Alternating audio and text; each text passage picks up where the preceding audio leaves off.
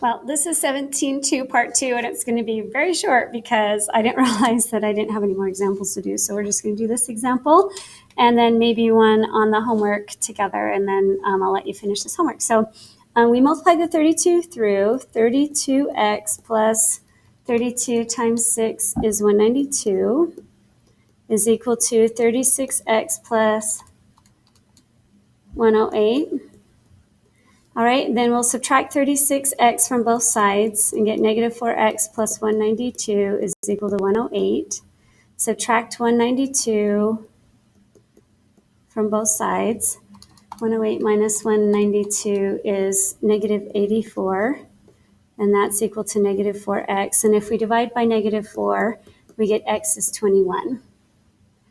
So that is our x. I think that's what we were asked to solve, but it's been a minute, so yep, find the value of x. So it's 21. All right, that is the end of the notes, but you're going to be doing this assignment that is scrolling up here.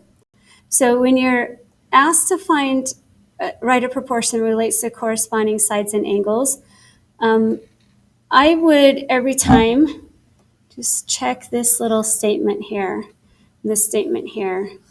I would always use the statements because in particular, this case is kind of rough. It is an overlapping triangle set. So anyway, I would just use the similarity statement. So you can set up angle X is congruent to angle R, and so on and so forth, using the position in the similarity statement of the angles to note which ones are congruent. Same thing with number 2, angle, like if you pick J, then that's going to be congruent to angle Q because they're listed first, just like in the congruent triangles. All right, when you're finding the scale factor, always make sure that you find an appropriate side. So if I choose 4, okay, and we're going A to B, so remember A's first, so we're going to be 4 over, and then do I pick 8 or 6? Always check for the smaller of the sides, so 8 smaller, so it's 1/2, okay. If you pick the largest side is 7.2, largest side here is 18. I probably wouldn't pick that because of the decimal. I would probably pick the smaller in this case. 4 is smallest and 10 is smallest, so I would go with that ratio instead. Always make sure you simplify it.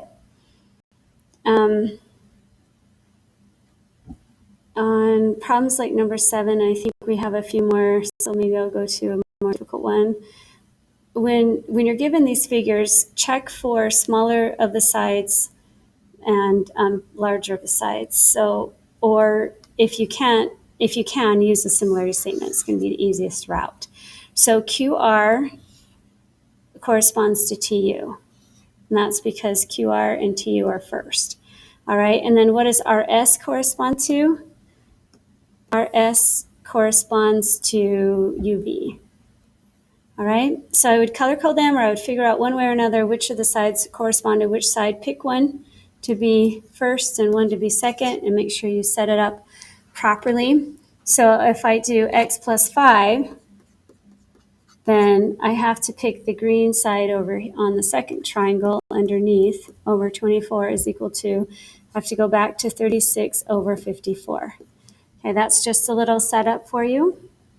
And then you can cross multiply and solve. Make sure you put parentheses around that, remember, so that you multiply the 54 by both the x and the 5. Some of them might be a little twisted or turned or reflected. Ooh, number 12, you might have a little question on. It says triangle KLM is similar to triangle PQR with a scale factor of 3 to 5.